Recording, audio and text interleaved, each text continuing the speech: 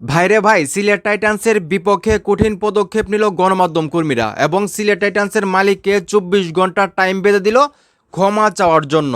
এমনকি 24 ঘন্টার ভিতরে যদি সিলেট টাইটান্সের মালিক ক্ষমা না চায় তাহলে কিন্তু বিপিএলে সিলেট টাইটান্সকে বয়কট করবে গণমাধ্যম কর্মীরা।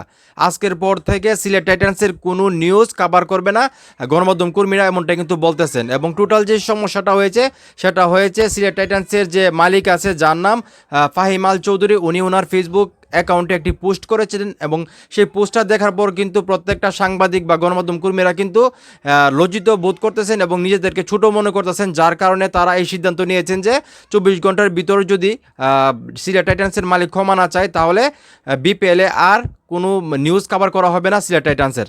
এবং কি বলেছে আসলে সিলেট টাইটান্সের মালিক, সেই কথাগুলো আমি আপনাদেরকে পড়ে শোনাচ্ছি, তাহলে আপনারা বুঝতে পারবেন। তার আগে একটা রিকোয়েস্ট, আপনি যদি এই চ্যানেলে নতুন হয়ে থাকেন চ্যানেলটা সাবস্ক্রাইব করে আমাকে সাপোর্ট করবেন। তো উনি লিখেছেন, অত্যন্ত আমি তো কিছু বিউ ব্যবসায়ীকে দুমুঠো ভাত জুটানোর সুযোগ করে দিয়েছি। ওদের একটাই চাকরি, নেগেটিভ কথা ছড়িয়ে ভিউ কামানো, কারণ পজিটিভ করলে তো পেট চলবে না। নেগেটিভ ভিউ হোক আর পজিটিভ কাজ হোক, পেট যেন ভরা থাকে। তো এটা আসলে উনি কাকে উদ্দেশ্য করে বলছে উনি বলতে পারবে, কিন্তু এই কথাটা আসলে বলা ঠিক হয় নাই। উনি বলতেছেন যে উনি মনে একটা ব্যবস্থা করে দিয়েছেন, মানে বিউ ব্যবসায়ী যারা আছে, মানে এটা তো সাংবাদিকদের কথাই বলতেছেন, তাদের পেট চলে বা এরকম একটা কিছু বলতেছেন, যেটা নাকি আসলে অসম্মানজনক আমার কাছে মনে হইতেছে।